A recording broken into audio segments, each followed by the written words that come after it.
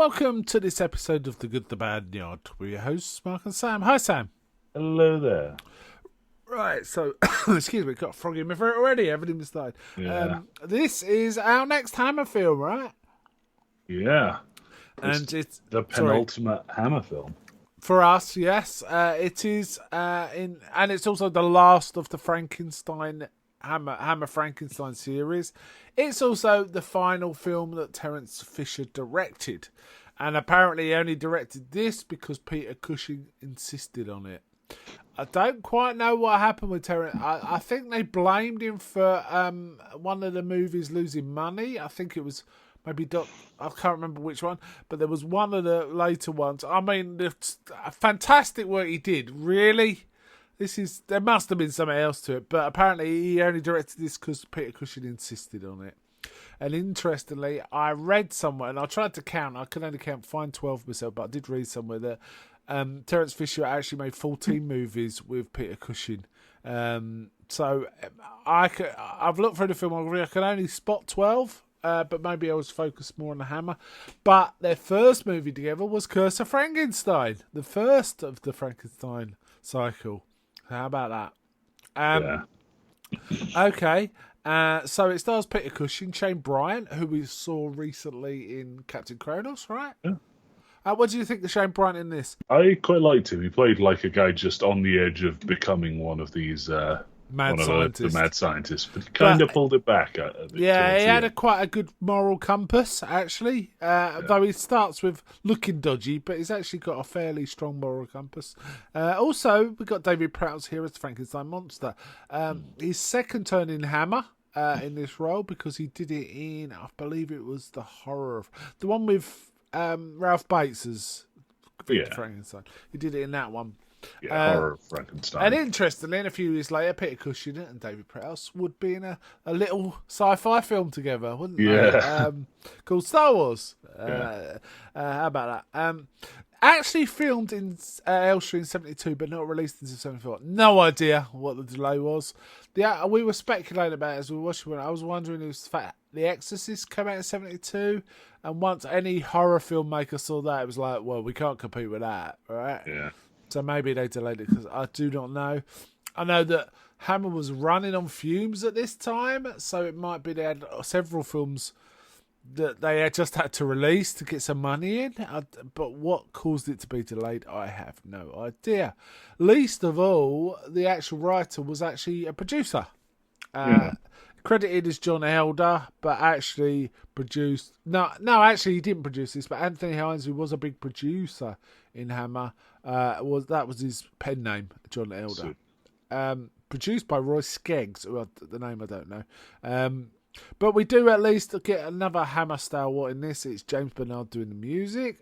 Fairly low key for him. Yeah, it wasn't really. It was okay. Stuff in there. Yeah, it was background, but it was fine. We didn't really notice it, right? So essentially, it begins with we see Patrick Troughton, which made us both happy, right? Yeah. To see Patrick it's him. So he's digging up a grave. Very quickly gets stumbled upon by a policeman and a massive top hat. A really big top hat. Yeah. And Troughton does he throw a spade at him or something? And it manages. Yeah, he just kind of whips his spade at him and then runs off with the cart. But he goes and sees Shane Bryant, who's after dead bodies to dissect, and it appears he's taking eyeballs out. And in fact, the old Troughton immediately takes his earnings and goes and buys. Yeah, he goes to the pub. Yeah, and now the landlord of the pub we also recognise, because it was the landlord of the pub in Captain Kronos. Yeah. Which, interestingly, was also filmed in 72 and not released till 74. Really weird. Something's going on. It was probably some sort of tax thing. Yeah, so the policeman immediately collars him. Just grabs him. He's got, I got something to tell you. And he grasses up Shane Bryant. And the copper goes there, knocks on the door. Shane Bryant hides behind a tiny little cushion. Yeah. Not cushion, a curtain. Why did I say cushion? And then the coppers walks in and finds a jar of eyeballs. Yeah. And one of them looks at him. That's never explained in this film. This is weird. No, there is a weird fascination with eyeballs related to this film. They do like the eyeballs. Yeah. Old Shane Bryant's character, who Shane Bryant comes out to stop him. I forgot. It's Dr. Helder. Helder comes out and says, "Put those down. You don't know how to do it." And they have a tussle, and the eyeballs get dropped on the floor and stepped on and stuff. And he goes, they're no good. You've ruined them. And then, he gets arrested for sorcery. Very quickly, turned over to an asylum by a judge who's like, the one precedent we have for this is Victor Frankenstein. We're not messing around with this. Also, we should say that this Shane Bryant's character is studying books by Victor Frankenstein. We even see a picture of Victor Frankenstein at the front of his own books of, Peter Cushing, right? Yeah. And he gets committed to an insane asylum. Immediately walks in, but he's quite upper class. Yeah. And the warders are like, well, you're doing it our way. We'll soon beat that out of you, kind of stuff. Yeah. And he immediately says, I want to see the director. And they kind of go, well, you can't. And he just takes charge for being privileged, right? Kind of just kicks the door. And the director goes, come on in. And the director thinks he's an official or something, right? He doesn't even realise he's an inmate, and because he starts talking to him about stuff. And we immediately get a sweaty, skeevy vibe from this director, Klaus. Adolf Klaus, it should be said. I can't remember how it pans out, but he goes... He basically starts to just sort of chat with him for a bit, but then he goes okay, so you're going to make my stay here, good. He goes, oh, you're an inmate, and then starts, just shit-talking into his face. Yeah. So then he gets the guards, I don't know, porters... He gets them to drag him over and says go clean him. And they immediately get a power hose out and start rip his shirt off. Bring all the inmates in to watch, all the mad lunatics, and start spraying him with which is super powerful. He gets it in the face a couple of times, which cannot be good for an actor, I have to say. But it also cuts up his back when he hits the wall. And then old Victor Frankenstein basically walks in and sort of says, what's going on? Takes command of the situation.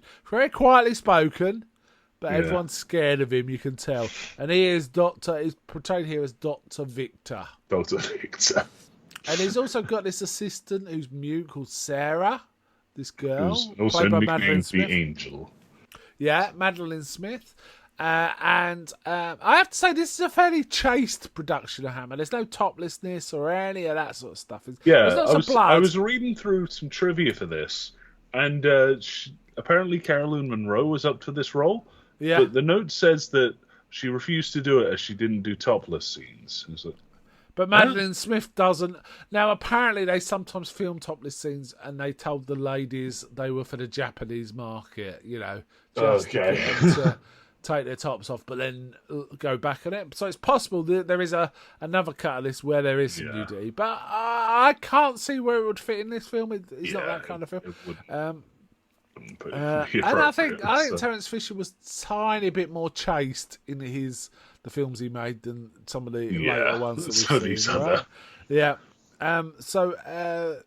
He didn't do the Vampire Lovers or anything like that. Yeah. So Frankenstein drags the porters back to the director's office. Yeah. But the director is assaulting a female inmate. Yeah. And he just kind of Frankenstein leads her out, don't worry, head back to your cell, I'll sort this out.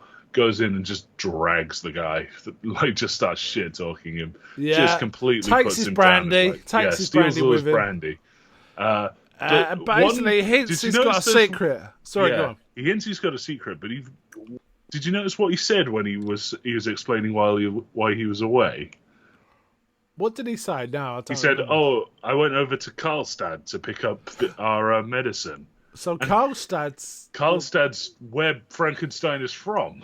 So, in the Hammer universe, weird, right? Weird that they just have a bit of in-universe stuff, I guess. Yeah, in-universe continuity. But the one place where he would be recognised, he went to.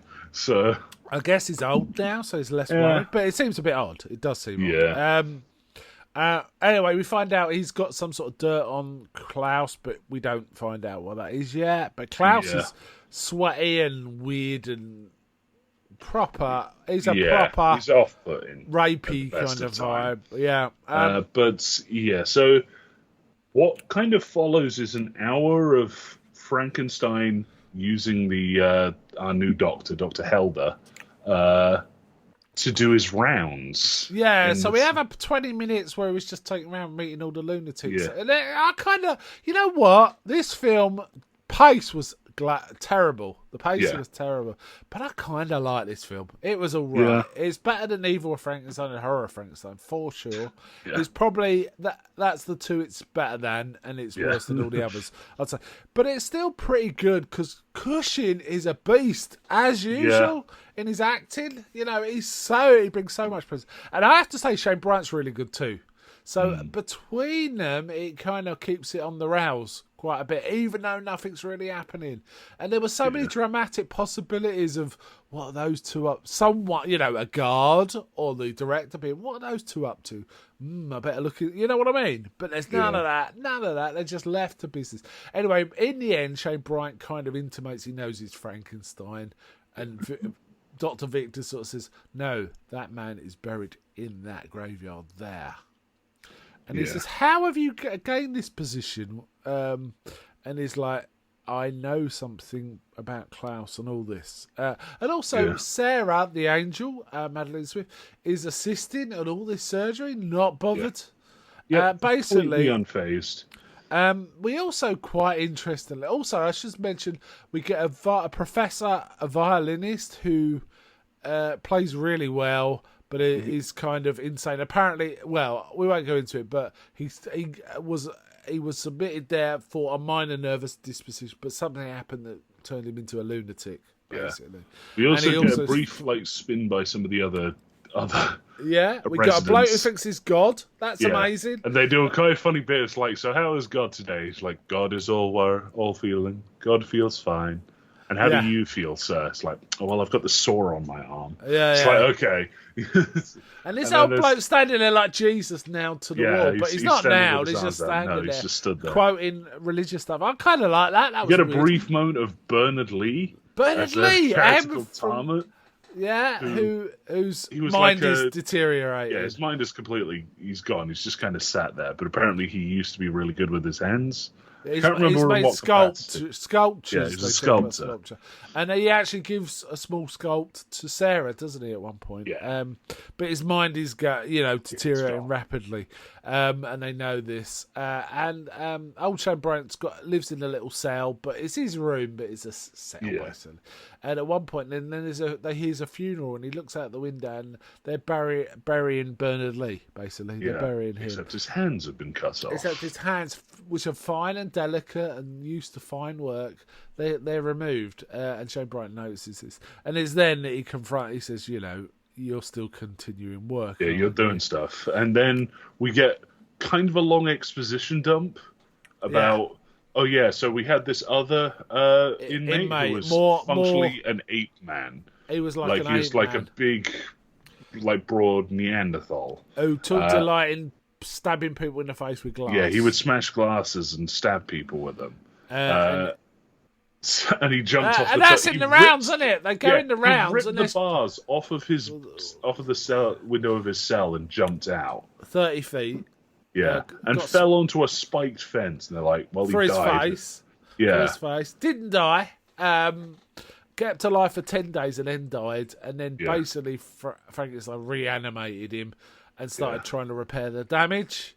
Basically, it's got no eyes, this thing. And this outfit is like awful. Rubber suit. It's awful. Like Power Rangers is better than this. So... It's really bad, but kind of, it's like, why wouldn't you use the physicality of David Prowse? Just give him makeup, make him hairy if you have to, but just leave it to David Prowse.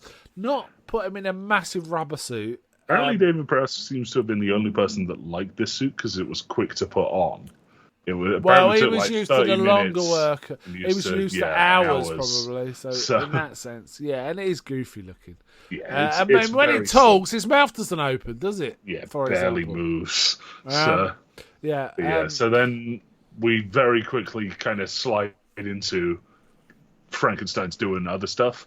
And the monster's hands are all damaged. That's from his jump. So he's replacing his hands with the sculptor's hands. Yeah, but he's not a very good surgeon. So at this, something's gone wrong because of the fire in in the last film. His hands are burnt, so he can't do surgery. Surgery so well. Apparently, Angel has been helping him. Yeah. But now they've got Shane Bryant, who is a surgeon. We should have mentioned he immediately goes to Klaus once he finds Shane Bryant and says, "Sign him over as my assistant." He goes, "I can't do that." He goes, "Yes, you will." Yeah. This bit of payroll. I want it tomorrow, right? And he's like, "Yeah." And he's proper alpha in this. And there's only one really true bit of alpha he uses on Shane Bryant, which made me laugh, saying, "Now don't do this while I'm gone." And he just puts his cane on his shoulder. Shane Bryant's got his back to him. Yeah. He goes, "I'm sure you won't." And just walks out. Yeah. He's funny. I do like Frankenstein's... Shane Bryant proceeds to do it. So yeah. But I do like Frankenstein's alpha male. His complete cocksureness of he absolutely believes in himself. Essentially, the bloke playing the violin, they want a good brain. They put new eyes in this guy, so then he's got eyes. But he is still he's kind of mad. He's kind of like barely functioning. He is just an animal. Really. Yeah. And they feed him. We need a better brain. Wants food, right? Yeah. And then they're saying, oh, maybe like the professor. They're saying, oh well, he might be alive for 10 years more. You don't know. He goes, well, we just have to see what is Frankenstein's view on it. But the next day he hangs himself. The professor hangs himself, and like Dr. Helder finds a note in his room that Frankenstein's like judgment on his mental state is incurable. He goes, did you leave this note? He goes, I might have. And they start arguing, and Frankenstein's like, well, he wasn't. Could you cure him? Because I couldn't. Yeah. If you can, tell me how. And he's like, no, I couldn't. He goes, well, it's not a lie then, is it? Yeah. It's kind of his view. Anyway, they use this, they put the brain in. And we do get quite an extended bit of sawing the top of a skull. Part of, like, taking a brain out. Yeah, it's probably the most explicit of the Frankenstein films in that respect. And he puts the brain in, so the monster is now kind of functioning. And can talk a little, but all he does is say things like hungry. Yeah. And they're trying to teach him. They're trying to like basically bring the professor to the forefront in terms of like the personality. But, so they like give him maths, and they give him his violin back. Yeah. The violin he hung himself with the strings of, by the way. But it doesn't really seem to work. He smashes the violin. He can't really concentrate. They've got a great dramatic possibility with that. Him starting to play the violin would rile up all the inmates, wouldn't it? Because they know he's dead, right? So that would they don't do that. He just smashes up the violin straight away. Yeah. That's it. We kind of finally get an exposition dump. We get in about 2 sentences explains the entire like backstory of every most of the characters here. Yeah. And they're sort of like standing with each other. Yeah. Where Frankenstein on his way out of the room just kind of goes like offhandedly, it's like, oh yeah, he's awfully protective of the girl ever since he stopped her being raped by. Helder asks why she's mute, and Frankenstein goes, "Oh, she was going to be raped by her father." And then Helder's like, "Well, we should let the director know this." He goes, "Oh no, the director is her father." Yeah, and it's just like, so wait, so when the professor was trying to stab the director, it's like, yeah, he was trying to stab her because he tried to rape her. He went mad. He witnessed it. He went insane at the thought of her father. Because I know, and because I know this, I have power over the director. Now you also know this. So let's carry on. It's like, so okay, the professor's got a grudge against Klaus, right? Yeah. He's also got an affection for Sarah because he protected her. Yeah.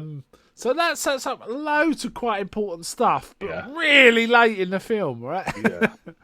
Yeah. Now, essentially, then what happens next? The monster kind of gets more and more angry, right? Because things are starting. His brain appears to be degrading again. Yeah. He basically goes out into the cemetery and starts digging, and it's quite an effective. He digs up his own body. Really, digs up his own body, right? Yeah. Which we've seen in an earlier Frankenstein. I remember one guy finding his own body, which was quite deformed. You know, once his brain's in the monster, and burning his own body so he can't be put back, or something like that. I remember that in an earlier one.